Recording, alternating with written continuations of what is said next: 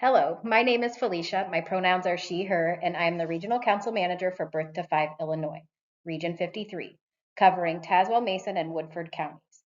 Thank you for watching Region 53's Early Childhood Regional Needs Assessment virtual report.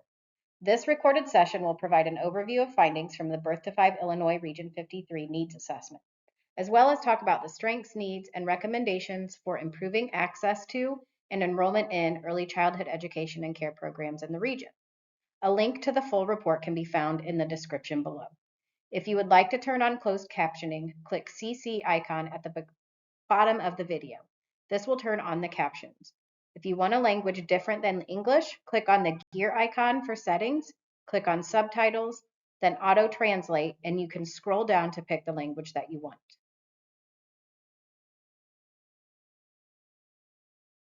In 2021, the Illinois Commission on Equitable Early Childhood Education and Care Funding issued a report with findings that highlighted the inequities in early childhood funding in Illinois and the need to create a better statewide infrastructure to support early childhood professionals, expand services and programs for families and caregivers, and increase enrollment in ECEC programs. The report focused on the importance of addressing racial inequities and the need to include local voices in the conversation funders and decision makers were having about early childhood education and care.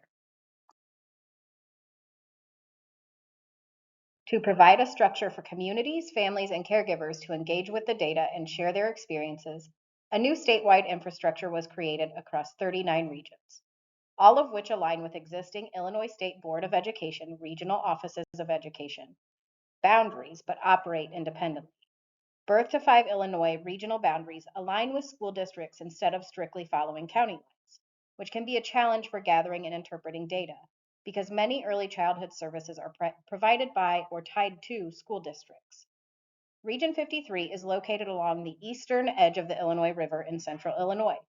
It is the traditional home to the Sauk and Fox, Miami, Sioux, Kaskaskia, and Kickapoo nations. Region 53 has a few large urban areas: East Peoria, Pekin, Morton, Washington, Havana, and Eureka.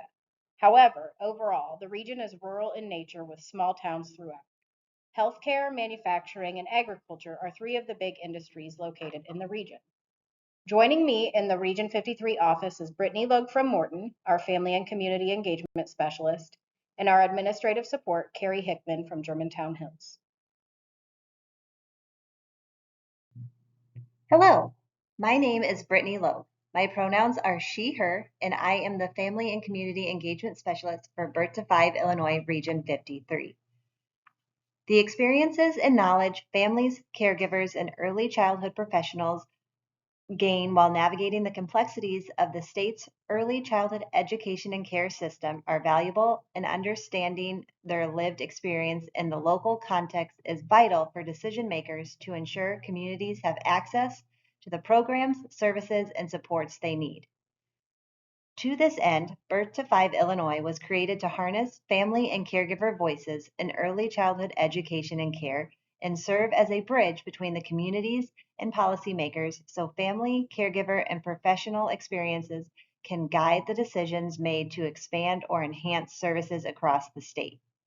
Our mission is to create a statewide regional infrastructure that will amplify input from communities in the development of policies and funding priorities. We support the mobilization of communities to build and sustain equitable access to inclusive, high quality early childhood services for all children and families in the state of Illinois. We envision that our work will help all stakeholders reimagine a more equitable early childhood education and care system that respects family and community voice and works to ensure it is centered and prioritized at every level of decision making in Illinois. We have three main values and goals. First, we must prioritize family voice. Through this transformation centered on authentic family and community engagement, we will address the inequitable distribution of resources and services and rebuild our state's early childhood education and care system. Second, we must address the racial inequities that exist in our early childhood system. In an effort to move our early childhood education and care system to one where racism no longer impacts a child's success, We will work to dismantle barriers that have limited access to high quality services for minoritized children in every corner of our state. Third, we will use the collective impact model to shift the current early childhood system to influence policy and funding at the local, regional, and state level. Birth to Five Illinois will use community driven feedback to build a system that harnesses knowledge directly from families and providers and encourages decision makers to ensure new and or expanded services are created to meet community needs. Two critical parts of the new statewide infrastructure are family councils and action councils. Located in each of the 39 regions, the councils provide feedback on quantitative data from the Illinois Early Childhood Asset Map, or ICAM, in the Illinois Network of Child Care Resources and Referral Agencies, or INCRA, to help contextualize the data at the local level. The councils meet twice a month in virtual, in-person, or hybrid meetings. The family councils are comprised of parent caregivers from a wide variety of family types: single parents, adoptive and foster parents, caregivers of relatives, teen parents, two-parent families, multi-generational families, and more, and prioritize the voices of those who have not been involved in this type of work before. We want to highlight those who have been involved in our Region 53 Family Council over the past year and thank them for sharing their experiences with the early childhood system. Kimberly Anderson, Ashley Burlett, Taylor Brown, Irene Dipe, Christina Hutter, Krista Kelly, Meredith Curley, Elisa List, Julie Schwoik, and Ashley Walls. Action councils are comprised of early childhood education and care professionals, healthcare providers, faith leaders, elected officials, and other community members. Each action council reserved 2 seats for parents, caregivers to ensure family voice were included in every discussion. Action council members were invited to bring additional aggregated data on programs and services provided by their agency or organization to complement data from ICAM and INCRA. We extend thanks and gratitude to our Region 53 Action Council members: Donna Ashley, Carla Bagwell, Phyllis Bliven, Lynn Burgett, Douglas Bury, Bridget Clements, Cicely Coteyeso, Kristen Davis, Amy Sloan Gray, Annette Gresham, Shannon Pounds, Brenda Lee Smith, and Michelle States. Hello, my name is Carrie Hickman. My pronouns are she, her, and I am the administrative support for Birth to Five Illinois Region 53.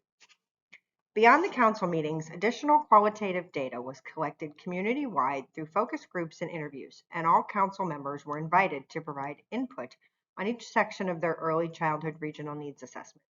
Surveys were conducted and found to be extremely helpful in data collection in our rural areas. Council members developed the strengths, needs, and recommended next steps that are unique to each region. Regional teams, along with the support of their Action and Family Council members, created a dissemination plan and are holding community meetings virtually and in person to share their report's findings. The following slides highlight some of the data that was discussed by council members and provide insights into the early childhood education and care landscape in our region.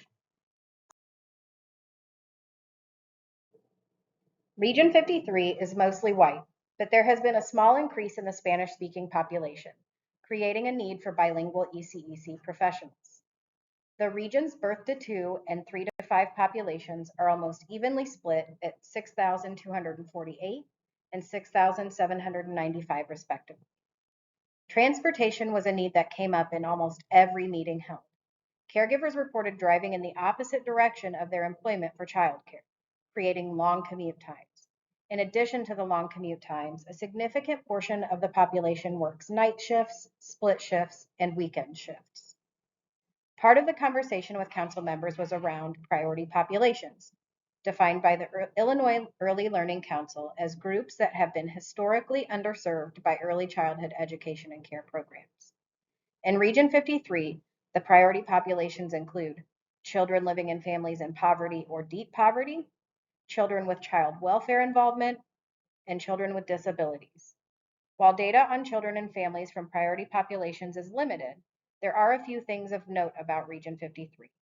According to the 2020 census, 35% of the children ages birth to 5 lived at or below 200% of the federal poverty level, qualifying them for several state and federally funded early childhood programs. Many of the children living in our smaller rural areas with limited resources are those living in poverty. Additional information about priority populations was gathered through surveys, interviews, and focus groups, and is included throughout our final Early Childhood Regional Needs Assessment report.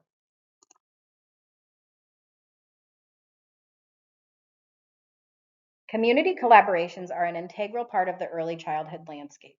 Local early childhood community collaborations bring together community agencies, organizations, and individuals with a shared vision or goal. They understand the importance of improving early childhood education and care for children, caregivers, and providers.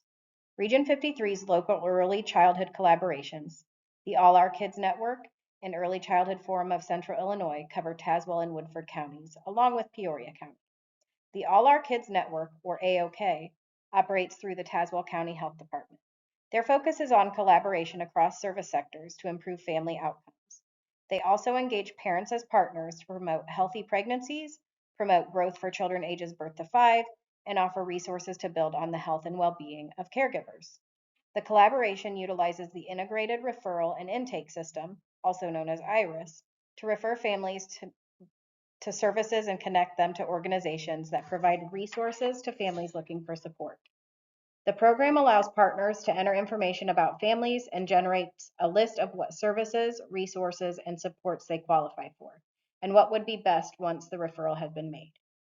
The Early Childhood Forum of Central Illinois utilizes partnerships among service providers to provide trainings, inform policymakers, and manage referrals.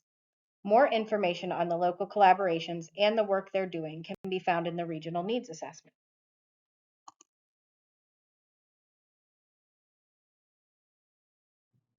Region 53 is home to a variety of early childhood education and care programs and providers, all servicing children based on the licensing, funding, and staffing requirements.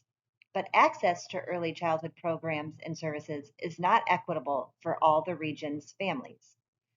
Wait lists at child care centers and the availability of child care in our region are significant barriers for families and caregivers.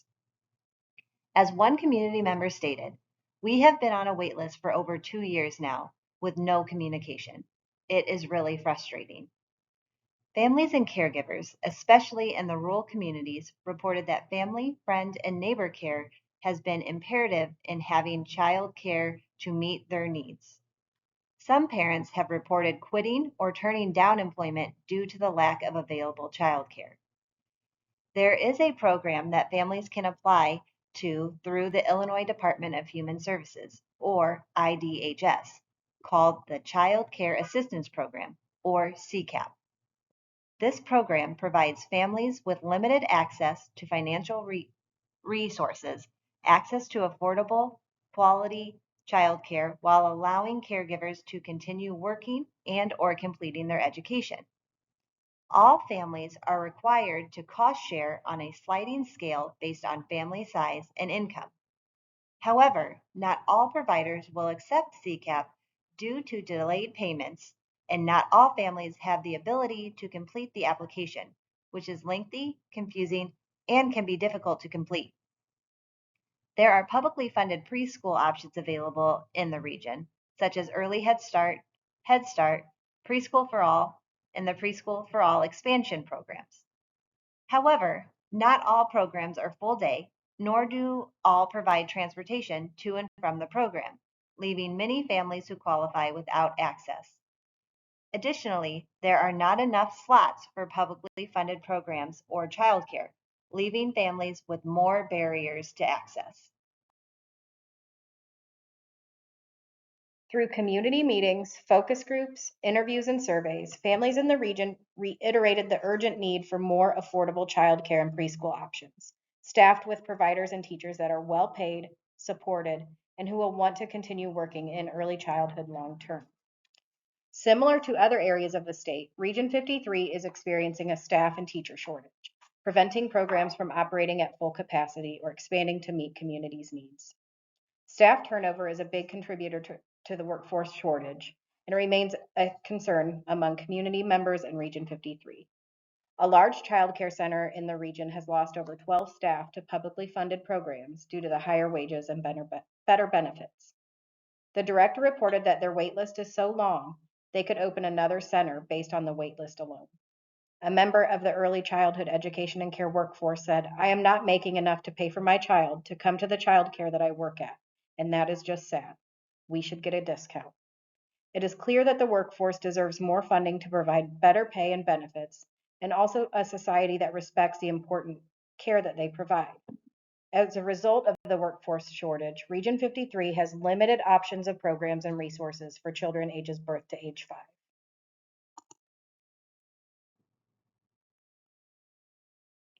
This is especially true for children in rural areas, many of whom do not attend a program until kindergarten. In more rural areas of the region, many parents and caregivers are utilizing a family member, friend, or neighbor for their child care needs. This means if the family member or friend is not available to provide child care, parents or caregivers are unable to work outside the home or must take work off. Others have been forced to patch together their child's care, with some time covered by a friend, family member, and enrollment in part-time childcare. If transportation to provide this patchwork option is not available, the family faces yet another barrier to access. Stability is important. Child care providers reported the confusion experienced by children because the constant change in staff or care providers is becoming a major concern. Community and council members identified several strengths of the early childhood system in the region. For the sake of time, I will only share a few. Region 53 has a great sense of community, as noted by the willingness of family, friends, and neighbors to help out with transportation and childcare. Region 53 families and caregivers' expertise and eagerness to share their stories has been essential in helping build the story of the region. The ECEC network in Region 53 is resilient, with existing local community collaborations working together to squash barriers and system build in a way that benefits all children and families. The ECEC providers are passionate about their work and truly care about the families they serve, which was evident during conversations, meetings, and interviews. The location and variety of publicly funded programs do meet the needs of the region. Community and council members also identified challenges and opportunities for growth in the region as well. For the sake of time, I will only share a few. Families and caregivers need childcare for full day and non-typical hours. Being able to retain qualified staff is essential in keeping childcare centers and publicly funded programs doors open and allowing for more children to be served. As mentioned earlier, children with disabilities is a priority population in Region 53. Caregivers have given praise to early intervention, but we need EI therapists, specifically in the rural communities in the region. The lack of transportation is one of the main barriers to access in Region 53. For families to have access, that lack of transportation must be addressed. There are a variety of resources available in Region 53. However, families and caregivers continuously reported that they were unaware of what is available. Region 53 needs clear messaging, marketing, and organization of available resources. Both qualitative and quantitative is also how we know if the system is working and what can be improved upon. If that data was collected in a more efficient and comprehensive way, it would improve recording. Based on community and council conversations, recommendations have been made on how early childhood education and care programs and services can be improved for families in the region to remove barriers and improve access. Recommendations will be presented to lawmakers, state agencies, local elected officials, and funders so they can better understand the needs of families in the region so they can see how to best meet those needs. The needs of Region 53 should be addressed in a community systems way, which requires the collaboration of the private sector, local and state government, ECEC providers, and community organizations working together to 1. Increase funding to attract and retain staff in all areas of the ECEC landscape. 2. Provide incentives such as loan forgiveness, tuition reimbursement, free transcript retrieval, paid training and professional development opportunities, tax breaks, collective bargaining for health insurance, and child care reimbursements for the child care workforce. 3, offer flexible scheduling to address both staff needs and families' needs for non-traditional child care hours. 4, provide incentives for child care centers and homes that accept more families utilizing CCAP, such as higher reimbursement rates, higher reimbursement for equipment, and a streamlined CCAP experience for all. 5, adequate funding is needed to provide full-day, publicly funded programs that provide transportation. 6, collaboration among community organizations and local governments to promote and provide resources that families in the region have expressed a need for, such as gas vouchers, public transportation, trauma therapies, efficient referrals, developmental screenings, English language learner courses, etc. And also to create a data resource that collects statewide data and displays it in an easily accessible and understandable way. This summer, we will be out in the community talking to more families, providers, and stakeholders about their experiences with early childhood education and care. And we want to talk with you. We invite community members, families, and early childhood professionals to join the conversation by filling out a council interest form. Please go to www.birth25il.com/councils or click the link in the description to get involved. Interest forms will close late this summer, with council meetings fully resuming in August.